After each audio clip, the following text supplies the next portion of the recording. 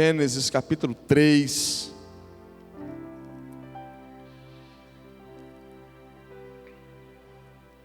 Gênesis capítulo 3, versículo 8 e 9.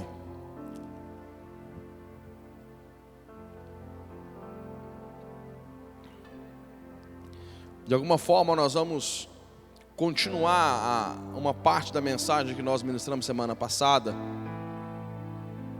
Semana passada nós falamos sobre a graça de Deus revelada no capítulo 3 e ela é revelada em 4 pontos. Eu queria pegar aqui um dos pontos, que é Deus indo atrás de Adão e de Eva, que é um meio de graça de Deus. Eu queria falar um pouco mais sobre isso, e essa palavra ficou no meu coração essa semana, e eu só falei disso essa semana. Toda oportunidade que me davam, eu falava sobre Deus indo atrás do homem. Essa palavra está queimando no meu coração. Um Deus soberano, que vai em busca do homem caído. Essa palavra consumiu o sentimento da minha alma, e eu quero falar um pouco mais sobre isso. Gênesis 3, verso 8 e 9.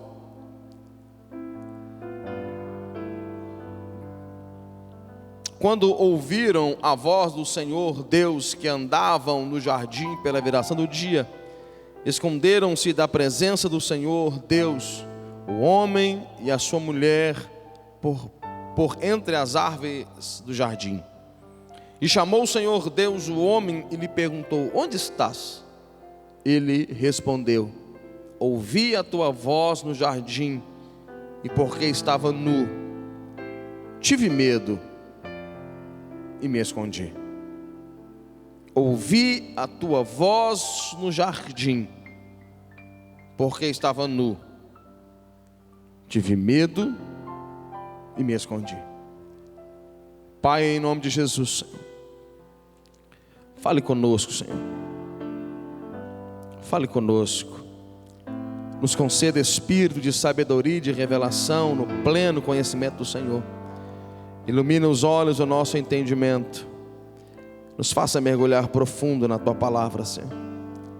Leve o pregador acima de qualquer palavra persuasiva, de qualquer palavra de sabedoria humana. Os teus filhos não são edificados pela inteligência ou sabedoria humana, mas eles são edificados pelo poder do Senhor na palavra, no nome de Jesus. Amém, amém e amém. Um Deus que partiu atrás do homem, um Deus que foi ao encontro do homem, um Deus que chama o homem, um Deus que nos chama, um Deus que nos chamou, um Deus que, se a gente quiser ir para longe dele, a gente vai ter que insistir nisso, porque Deus sempre parte atrás de nós. Eu estou pregando para pessoas aqui, e eu sou também uma delas, que um dia falei: eu não vou mais servir o Senhor, eu não vou servir mais a Deus, eu estou tão cansado, é tanta luta, é tanto problema, é tanta dificuldade, então eu vou fazer outra coisa. Mas de repente Deus vem e começa a nos chamar. Eu me lembro de uma palavra do pastor Márcio, com base bíblica. Ele disse assim: a gente, para pecar, escuta isso aqui, a gente, para pecar, nós precisamos romper com uma estrutura de proteção de Deus, porque Deus diz que nós não seríamos tentados além das nossas forças. 2 Coríntios capítulo 10. Nós não seríamos tentados além da nossa capacidade de suportar. Então toda vez que nós caímos em pecado, nós estamos de certa forma rompendo com uma estrutura de proteção que Deus já criou para nos proteger do pecado. Ou seja, toda tentação, todo convite de pecado, toda vez que Satanás sugere um pecado para nós, Deus já criou os meios de graça pelo quais nós temos a condição de dizer assim: não quero, não aceito, não quero isso para mim. Também quando nós estamos tentando sair de Deus, ir para longe de Deus, Deus também proporciona os meios de graça para falar: filho, vem para o Pai, vem para o Pai, volta para o Pai. Porque o intuito de Deus, a razão aqui, é que você não corra de Deus, mas que você sempre corra para Deus. Agora Adão vai revelar algo que ele vai dizer assim: eu ouvi a tua voz. A voz de Deus está ali. A voz de Deus está exatamente no mesmo lugar. O texto revela um Deus que todos os dias foi para o lugar do encontro. Um Deus que todos os dias, na viração do dia, Deus ia relacionar com Adão. Mas agora, por causa do pecado, ele quer fugir do relacionamento com Deus. E essa tem sido a realidade do ser humano. Quanto mais pecado, mais longe de Deus. Quanto mais pecado, mais longe de Deus. Esse é o processo natural da queda. Alguém algum dia disse uma frase, um dos nossos heróis, alguém atribui a Moody, D.L. Moody: quem ora para de pecar e quem peca para de orar. Quem ora para de pecar e quem peca para de orar. Por quê? Essa é a ordem natural pós-queda. Quanto mais nós estamos em Deus, mais nós não queremos o pecado. Agora, quanto mais nós provamos do pecado, menos nós queremos de Deus. Agora, qual é o segredo? A gente viver uma vida em santidade, uma vida em propósito, uma vida em relacionamento. E quando pecarmos, a gente, ao invés de correr de Deus, a gente correr para Deus, voltar-se para Deus. Quem está entendendo isso aqui?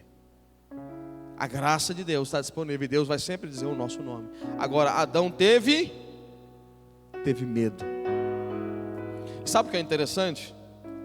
É a primeira vez que a palavra medo aparece na Bíblia. Você não encontra antes do pecado a palavra medo. Não existe a palavra medo até aqui. Não existia a palavra medo. O sentimento medo não existia. Adão não conhecia o que era medo. Ele não teve medo.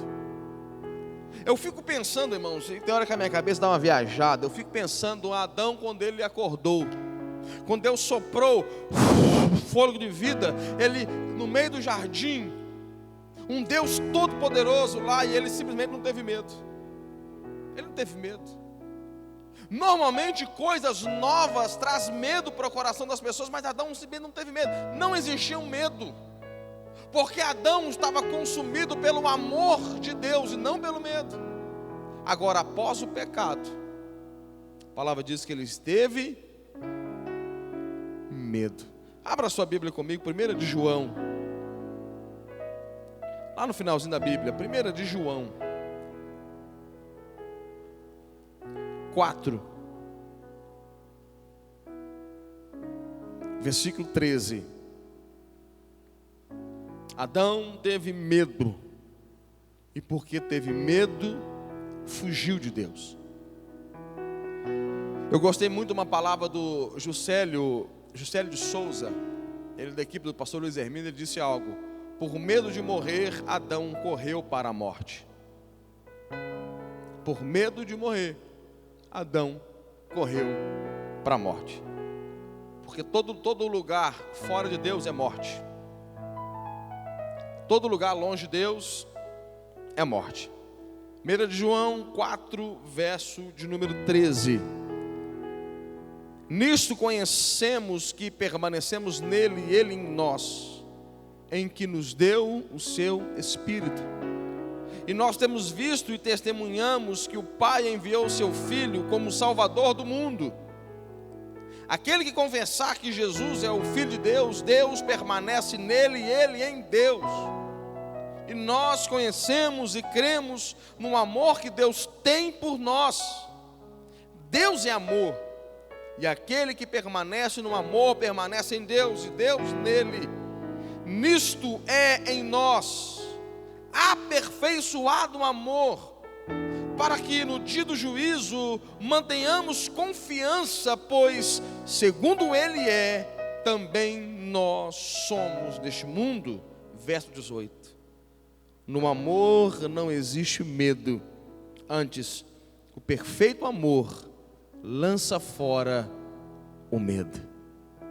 No amor não há medo, antes o perfeito amor lança fora o medo. Ora, o medo produz tormento. Logo, aquele que teme não é aperfeiçoado no amor. nós o amamos porque Ele nos amou primeiro. Que texto maravilhoso, irmãos. Que texto. Pode ir embora agora. Que texto maravilhoso. Quando nós permanecemos nele, nós permanecemos no amor. E no amor não há medo.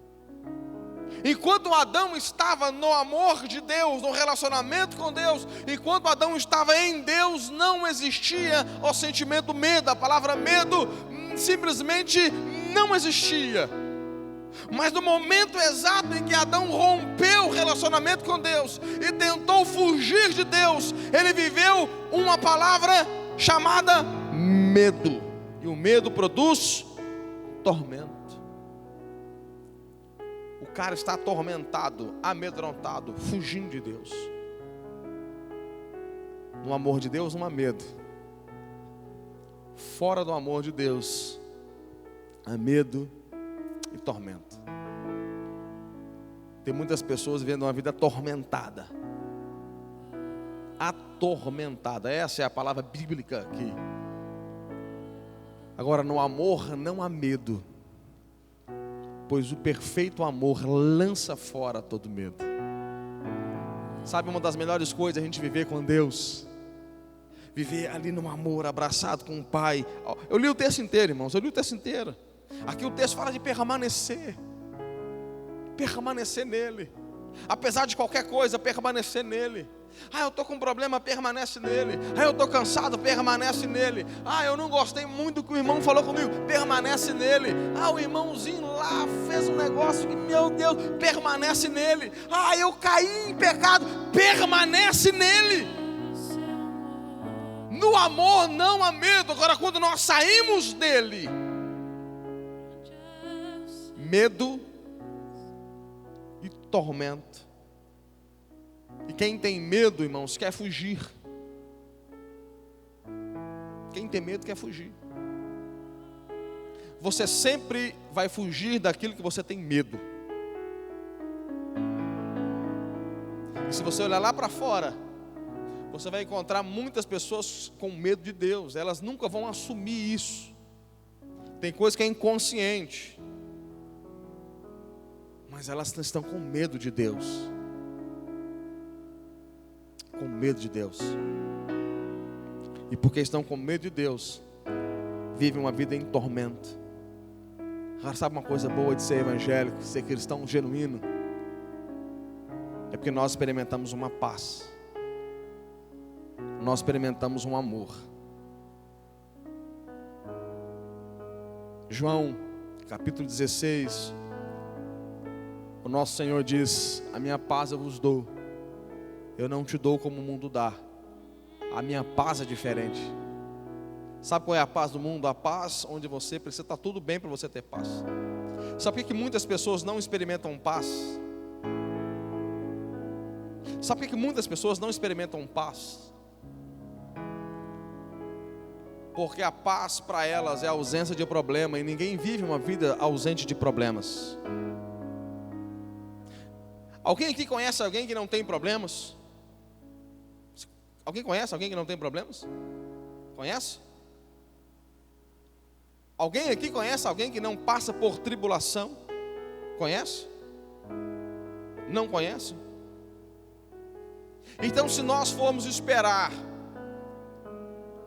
para termos paz, nunca a teremos.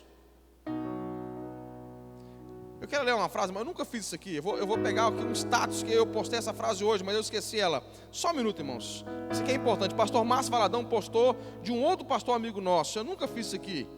Aqui, ó. Peguei aqui, ó. Está no status aqui, ó. Estou triste, vírgula. Todavia me alegrarei. Pastor Márcio postou essa frase hoje. O pastor é o pastor Douglas, da Lagoinha Porto Velho.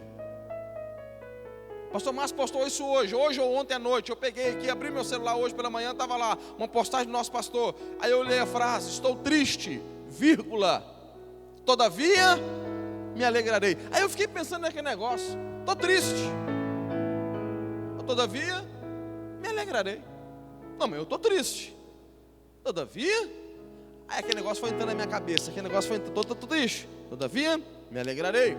Estou triste, todavia me alegrarei. Ou seja, eu estou triste, circunstância, tem um problema, veio a notícia que eu não estava querendo recebê-la, mas apesar dela, não obstante, eu me alegrarei, porque a minha alegria não é um sentimento, a minha alegria é uma pessoa, o nome dela é Jesus.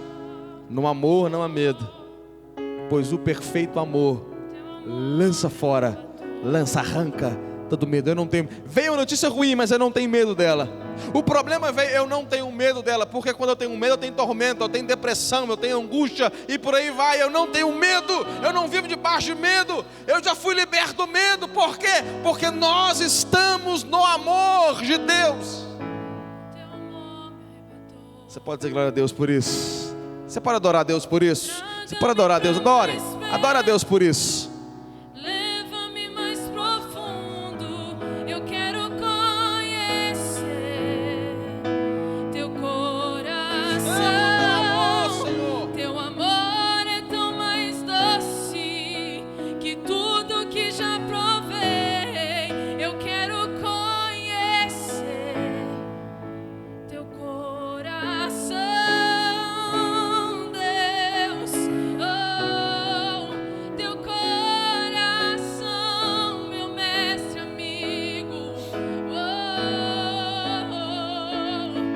João, capítulo 8, abra aí.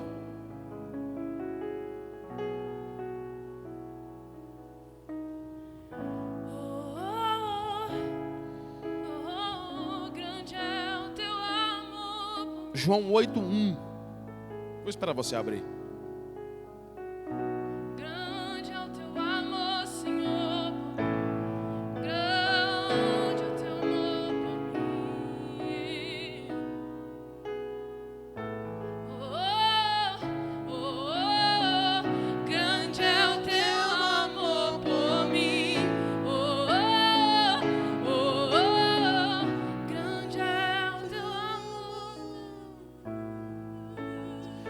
Jesus entrando, foi para o Monte das Oliveiras, de madrugada voltou novamente para o templo, e todo o povo ia ter com ele, assentando, os ensinava. Os escribas e fariseus trouxeram à sua presença uma mulher surpreendida em adultério, fazendo-a ficar de pé no meio de todos. Disseram a Jesus: Mestre, esta mulher foi apanhada em flagrante adultério. E na lei nos mandou Moisés que tais mulheres sejam apedrejadas. Tu, pois, que dizes? Isto diziam eles, tentando para terem de que o acusar. Mas Jesus, inclinando-se, escrevia na terra com o dedo. Como insistissem na pergunta, Jesus se levantou e lhe disse: aquele dentre vós estiver sem pecado, seja o primeiro que lhe atire a pedra. E tornando a inclinar-se, continuou a escrever no chão. Mas, ouvindo eles esta resposta, e acusados pela própria consciência, foram se retirando um por um, a começar pelos mais velhos até os últimos, ficando só Jesus e a mulher no meio onde estava. Erguendo-se Jesus e não vendo a ninguém mais além da mulher, perguntou-lhe: mulher, onde estão os teus acusadores? Ninguém te condenou? Respondeu ela: ninguém, Senhor. Então lhe disse Jesus: nem eu tampouco te condeno. Vai, e não peques mais. Esse texto é tremendo, é um dos textos mais conhecidos, mas um dos textos mais profundos. Eu fico pensando naquela mulher, irmãos. Ela foi pega em flagrante adultério, arrancaram ela do momento do pecado e levaram para a cena. Vergonha, medo, culpa. As pessoas olhando, é uma vergonha pública. uma exposição pública, e ao mesmo tempo uma injustiça, porque a lei não dizia para apedrejar a mulher, a lei mandava apedrejar os dois. Cadê o homem?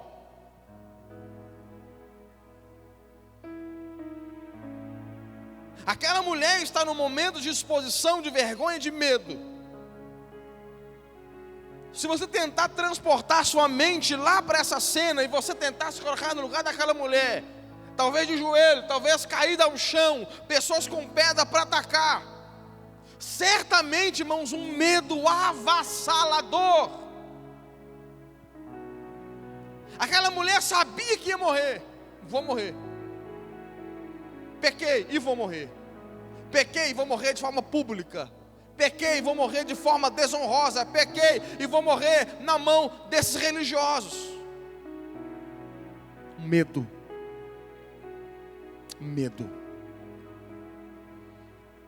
Normalmente as pessoas têm medo quando vão morrer. Medo. Pessoas vão para um médico e ela só suspeita de alguma coisa, mas quando chega, elas têm medo, porque é uma notícia muito complicada. Mas aquela mulher está talvez deitada, porque foi jogada, talvez de joelhos, em sinal de misericórdia. Eu não sei como ela estava, mas ela estava ao chão com pessoas com pedras, assim, vamos matá-la. Um sentimento de morte, uma angústia muito grande. Agora, Jesus vai dizer aquela palavra: aquele embora não tiver pecado, tira a primeira pedra. E quando eles começam a sair, à medida que aqueles acusadores iam saindo, o medo do coração daquela mulher ia saindo junto. E eu fico imaginando, irmãos, aqui o olhar de misericórdia de Jesus. O Augusto Cury, quando foi estudar sobre o olhar de misericórdia de Jesus para com Pedro, eu vou falar sobre isso daqui a pouco. O Augusto Cury, ele estudando sobre Jesus, ele disse que Jesus, quando cruzou os olhos com o de Pedro, o olhar era de tanta compaixão e tanto amor, que aquilo consome o coração de Pedro. Ou seja, Pedro, você me negou, mas eu ainda te amo. Aqui eu fico pensando, Jesus olhando para aquela mulher, os acusadores saindo, e Jesus olhando para aquela mulher. E a pergunta é: onde estão os teus acusadores? Ninguém te condenou? Nem eu. Eu fico pensando aquela expressão do Jesus. Pela assim, tão pouco eu, nem eu te condeno. O olhar de compaixão, o olhar de misericórdia. Eu fico pensando naquela cena. Aqueles religiosos estavam usando a lei de Moisés para matar, mas Jesus estava manifestando a graça de Deus. Eu poderia dizer nesse momento, a lei cruzou com a graça e a graça venceu.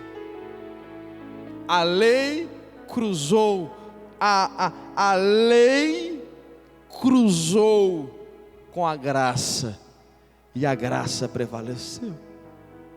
A lei dos homens, porque ali havia uma má interpretação. A intenção ali não era cumprir a lei de Deus, a intenção ali, nós lemos todo o texto, era acusar a mulher e acusar Jesus. A religião pouco estava preocupada com a santidade de Deus, mas ela cruzou com a graça. E quando ela cruzou com a graça prevaleceu. Irmãos, a lei e a graça é algo tão interessante. Se você pegar no Velho Testamento, quando Deus deu a graça, 3.000 pessoas foram mortas. No dia em que Deus deu a lei, no dia em que Deus revelou a lei, 3.000 pessoas foram mortas. E no dia que Deus inaugurou a graça, 3.000 almas foram salvas. Porque quando a lei cruza com a graça, quando a graça cruza com a lei sempre vence. Desculpe, a graça sempre vence. A graça sempre prevalece. Sabe qual que é o problema aqui da religião? aqueles religiosos, é que os religiosos é o lado frio da coisa. Talvez aquele homem que estava adulterando com aquela mulher estava com uma pedra na mão. Talvez ele quisesse ser o primeiro. Deixa eu acertar logo a cabeça dela logo para já desmaiar e acabar qualquer possibilidade de revelar o meu nome aqui nessa roda. A religião quer oferecer para o outro um juízo que ele não vive. Eu tenho um problema muito grande, irmãos, quando eu vejo pessoas que não oferecem graça na medida que vivem. Pessoas que oferecem tormento ao invés de amor para as pessoas. Graça. Sabe qual é o segredo do Evangelho? Ofereça para o outro a graça que você desfruta. Ofereça para o outro a graça que você desfruta. Se você não publica o seu pecado, não publique o pecado do outro. Se você tem paciência com você, tenha paciência com o outro.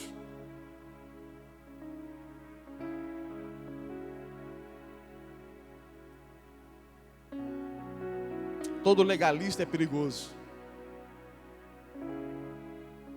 Porque normalmente o legalista está tentando esconder alguma coisa por trás de uma posição mais incisiva. Pastor, mas a igreja não foi chamada para pregar contra o pecado? Claro que foi. Claro que foi. Mas pregar contra o pecado com amor e não com juízo. Porque Deus nunca nos chamou para ser juiz, Ele nos chama para ser testemunha. Testemunha só faz duas coisas, Ele fala o que viu e o que ouviu. Deus nunca chamou a gente para ser juiz de ninguém. Deus nos chamou para sermos testemunhas, sereis minhas testemunhas. Deus nunca nos chamou para ser advogado, porque Deus nunca mandou a gente defender o Evangelho. Tem muitos hoje em dia que falam assim, eu defendo o Evangelho, aí só dá problema, porque Deus não nos chamou para defender o Evangelho. Deus nunca me chamou para ser defesa de Jesus. Jesus nunca precisou de um defensor, Ele nunca precisou de um juiz. Agora Ele falou assim, eu quero que você seja minha testemunha. Conte, contar o quê? O que você viu e o que você ouviu. Ah, vou defender o Evangelho, é legal. Alguém atribuiu a Spurgeon uma frase: o Evangelho é como um leão enjaulado. Você não precisa defendê-lo, apenas abra a jaula. Apenas abra a jaula. Pregue a palavra. Porque o leão se defende sozinho. Abra a jaula e deixa o leão se defender sozinho. Agora, irmãos, existe uma graça tão forte nesse texto. Porque Jesus fala àquela mulher assim, mulher, vai em paz e não peques mais. E talvez a pergunta que fique é, mas Jesus, aquela mulher não pecou? Aquela mulher não falhou? E nós aprendemos semana passada que Deus não pode deixar o pecado impune. Aprendemos ou não aprendemos isso aqui semana passada, irmãos? Sim ou não? Deus não pode deixar o pecado impune. Mas sabe o que eu estava dizendo para aquela mulher? Em outras palavras, mulher, toda essa fúria de juízo, todas essas pedras, toda essa vergonha pública, toda essa exposição pública, não era para cair sobre você, por isso eu te livro. Elas precisam cair sobre mim, porque eu assumo o seu lugar. Eu assumo a sua culpa. A questão é, escute essa palavra. Se você quiser religião, você vai encontrar-se com os fariseus com pedra nas mãos. Mas se você quiser viver uma vida espiritual, lá terá Jesus com um olhar de graça para dizer para você assim: eu não te acuso, eu ainda te quero. Você falhou, mas eu ainda te amo. Você errou, mas você ainda é importante para mim. Quem recebe essa palavra? Eu me lembro do pastor Luiz Hermínio, trouxe uma palavra muito poderosa. Ele disse a diferença entre Pedro e Judas. Os dois erraram. Um nega, o outro trai. Um trai, o outro nega. Os dois erraram. Qual a diferença entre eles? Pedro foi encontrar-se, ou ele foi encontrado por Jesus. Judas foi levar as moedas para o sacerdote.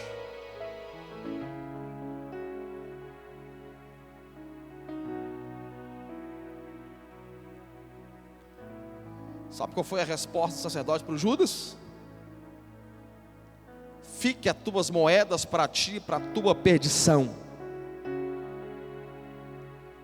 Porque a religiosidade não tem misericórdia de ninguém.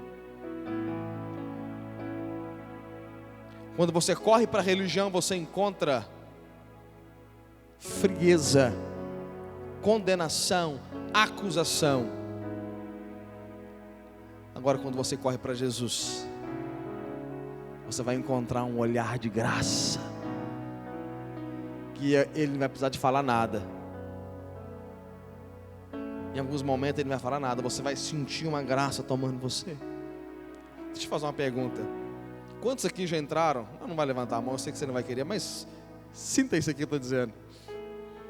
Quando você, depois de ter falhado, depois que você errou, então você vai lá para o seu quarto, o ambiente que você está, você fecha sua porta e você vai orar, você coloca um louvor, então você vai orar e clamar por misericórdia, e você simplesmente sente uma presença de Deus invadindo um ambiente que você está orando, uma paz que consome o seu coração, o sentimento de culpa vai ser arrancado, e a comunhão com Deus vai sendo estabelecida. E Deus não precisa nem dizer muita coisa, Ele simplesmente vem e fala: filho, olha aqui, eu estou aqui.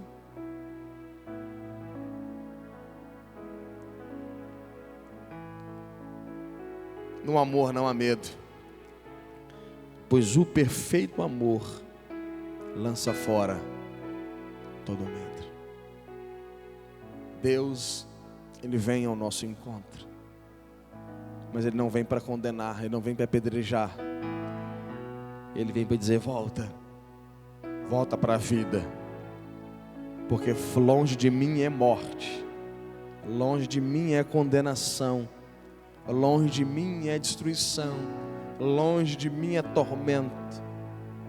Agora comigo é amor, é paz. É por isso que Mateus 11:28, Jesus vai proclamar: vinde a mim, todos vós que estáis cansados e sobrecarregados, e eu vos aliviarei. Tomai sobre vós o meu jugo e aprendei de mim, porque eu sou manso e humilde de coração, e acharei descanso para a vossa alma. O cansaço físico, você vai dormir, toma lá um remedinho tarja preta, dorme 2 dias direto. Toma um remedinho lá, que fica lá na bolsa, fica na gaveta, fica na carteira, já fica preparado. Toma lá o remedinho e dorme lá, vai descansar, foge. Agora, como descansar a alma? Qual o remédio que a gente toma para descansar a alma? Eu caí na bobagem uma vez, irmãos, deu um aconselhamento muito errado, cara. A gente pastor, a gente vai crescendo e vai aprendendo. Eu errei. Fui aconselhar um empresário lá em Minas, um mega empresário. Eu fui dar um conselho para o cara. Eu falei: cara, vai descansar. Um pastor, eu podia ter mandado o cara ir orar, eu mandei o cara ir descansar. Eu falei: cara, vai para a praia, vai para um lugar, vai olhar o mar. Ele falou, aí ele olhou para mim, irmãos, eu não esqueço daquele olhar de tristeza, olheira, cara milionário, olheira que vinha perto do nariz, olhou para mim e falou assim: pastor, eu não consigo. Aí eu estou olhando para ele e pensando: errei no conselho. Ele não precisava de descanso, não físico, não olhar para a praia. Ele falou: pastor, já tentei ir para a praia e ficar olhando para o mar. Eu já aluguei um resort de 7 dias e voltei no segundo para casa. Eu comecei a perceber, aquele moço precisava de um alívio na alma. E esse alívio dinheiro não resolve, resort não resolve. Qual o remédio que se toma para a alma? Agora, Jesus está dizendo: vem para mim. Chega pertinho de mim, porque acharei descanso. Não o mar, mas as águas do Espírito, que vão começar a fluir do seu interior, gerando vida, e vida abundante. Quando nós olhamos, irmãos, para Jesus: vinde a mim. Vinde a mim. Você está longe de mim. E porque está longe de mim, está com medo, está atormentado, vinde a mim. Anda comigo. Sabe o que eu acho lindo em Deus? Eu vou terminar. O apóstolo Paulo, Atos capítulo 9, eu não vou abrir para ser rápido para a gente terminar. Atos capítulo 9. Paulo era perseguidor da igreja. Consentiu com a morte de Estevão em Atos capítulo 8. Batia nos cristãos, prendia, arrastava. Ele fez os irmãos da fé blasfemar de Deus. Mas quando chega no capítulo 9, eu fico imaginando essa cena. A Bíblia não diz que Paulo estava num cavalo, a Bíblia não fala isso. Fala que ele caiu, mas nós imaginamos ele num cavalo, por causa da posição que ele tinha. Eu fico imaginando Paulo ali, talvez um cavalo, um camelo, até mesmo a pé, indo em direção a Damasco para matar, prender, destruir. De repente uma luz brilha, mais brilhante do que o sol do meio-dia. Acende esse move aqui para mim, Dani, por favor. Joga ele em X aqui para mim. Uma luz. Joga aqui embaixo, aqui. Joga em mim aqui. Aqui, ó. Uma luz mais potente do que 1000 equipamentos desse. A luz que veio ao encontro de Paulo foi tão poderosa que ele fica cego. E no meio dessa luz vem uma voz dizendo: Saulo, Saulo, chama pelo nome. Saulo, Saulo, eu tinha tudo para acabar com você agora, Saulo. Eu tinha tudo para destruir você agora. Eu tinha tudo para exterminar com a sua vida agora. Mas Saulo, não é isso que eu vou fazer. Eu te ofereço um chamado. Eu te ofereço um propósito. Tu vais ser pregador entre os gentios. Se você continuar lendo o texto, Saulo está cego, precisando de ajuda. Deus manda um homem chamado Ananias ir para orar para Saulo. E aquele homem fala assim: eu não vou lá não, ele é perseguidor, ele é assassino. E Deus diz: ele não é assassino nem perseguidor, para mim ele é um vaso escolhido. Fique em pé, por favor.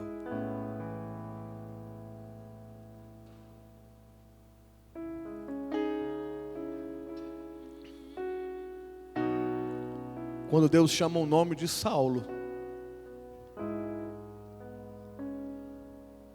aquela luz que o deixou cego era para Paulo enxergar. Saulo, Saulo, eu tenho um plano para você. Saulo, Saulo,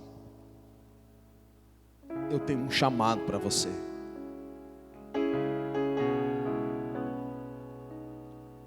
Deus está chamando o seu nome. E não é para te matar, não é para te condenar. É para dizer para você: eu tenho um chamado para a tua vida. Isaías 49, 15, 16. Pode uma mãe se esquecer de um filho que ainda mama? Mas ainda que essa mãe viesse se esquecer do filho, eu todavia não me esquecerei de ti, porque eu te tenho cravado na palma das minhas mãos.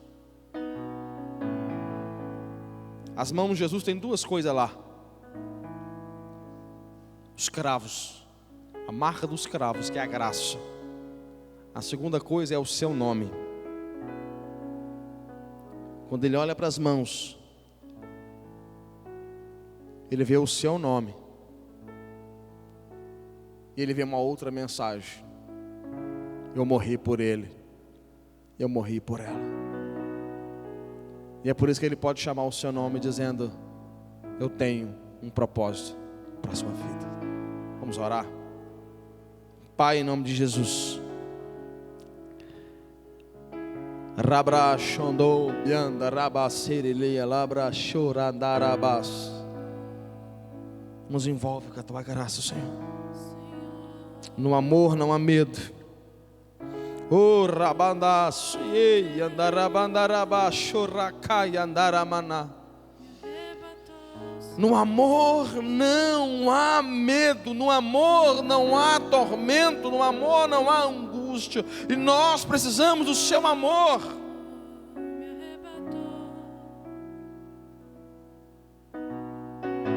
O amor do tipo de Deus é um amor que tudo crê, tudo espera, tudo suporta.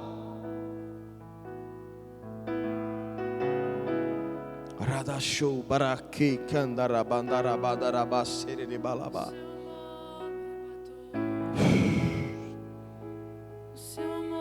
Revela teu amor para nós, Senhor.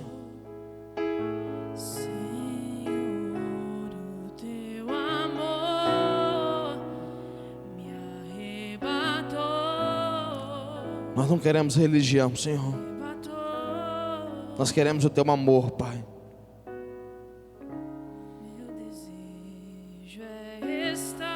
Espírito Santo, que isso seja mais do que uma mensagem, Senhor. Que isso seja mais do que uma mensagem, Senhor.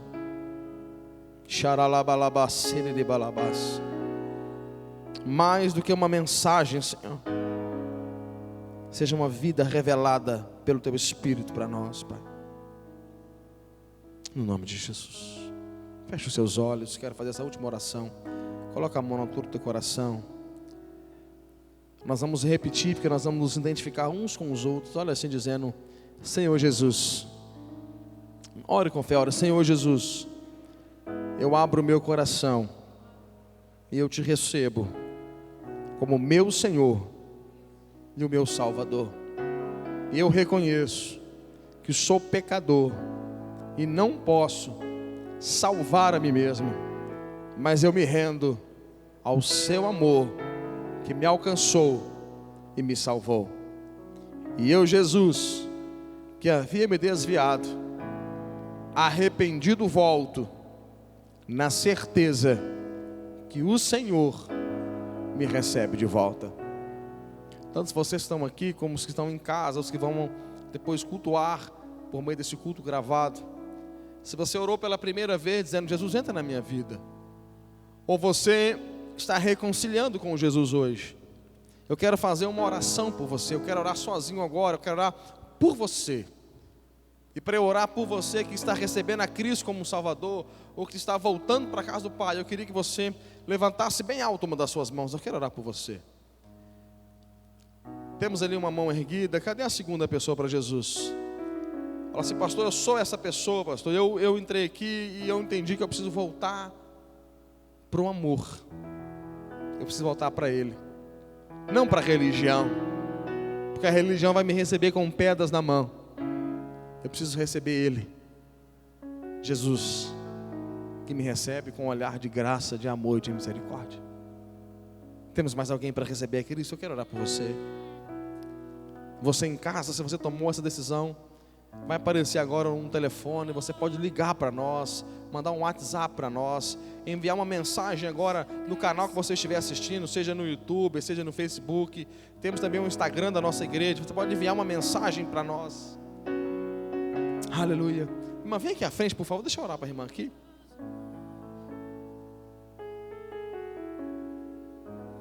Aleluia, Jesus.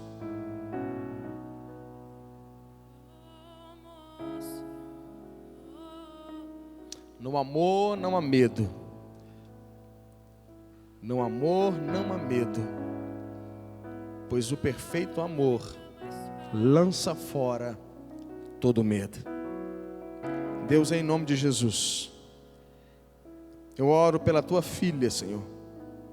Eu oro por ela, e que ela viva a intensidade do seu amor, Pai. Que ela viva, Deus, um amor, Deus, uma graça, que é como o oceano. Que ela viva um amor, Deus, que arranca qualquer tipo de medo, preocupação, tormento. Em nome de Jesus, que esse amor de paz envolva ela, Pai.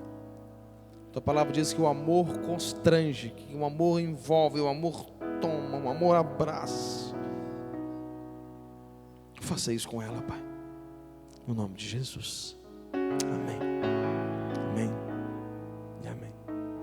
Irmã, aqui a irmã já conhece a gente, eu queria repetir isso para você. Toda vez que um filho volta para casa, o pai faz uma festa. E se o pai está fazendo uma festa, o amor é tão grande que ele faz festa.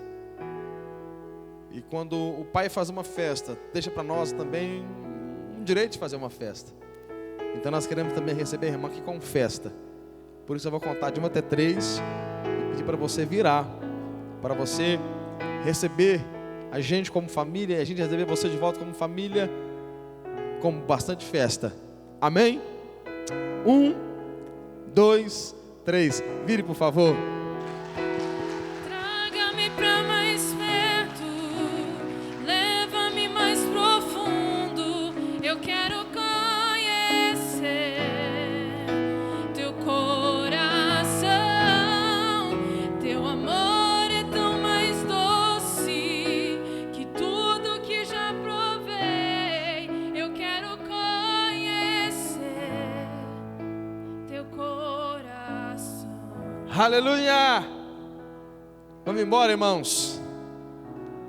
Irmãos, a minha esposa, ela está aberta para convites para churrasco. Se Deus estiver te usando lá, irmãos, entendeu? Se você tiver algum motivo para comemorar, eu vou lá na sua casa só para fazer a oração. Quem vai comer vai ser a minha esposa. Levanta a sua mão. Que a graça do Senhor, Deus, o Pai, a comunhão do Filho e a consolação do Espírito esteja na sua vida, não só hoje, mas para todo sempre. Vai em paz. Deus te abençoe. Segunda a sexta-feira na igreja temos oração aqui às 7 horas da manhã. Terça-feira temos o culto fé. Segunda temos a intercessão 19 horas. Quarta-feira aqui temos o culto à tarde, tarde com Deus. Sábado 19h30, nosso culto dos jovens. E domingo, às 10 às 19 horas, temos um culto aqui abençoado, celebração. E você sempre é o nosso convidado.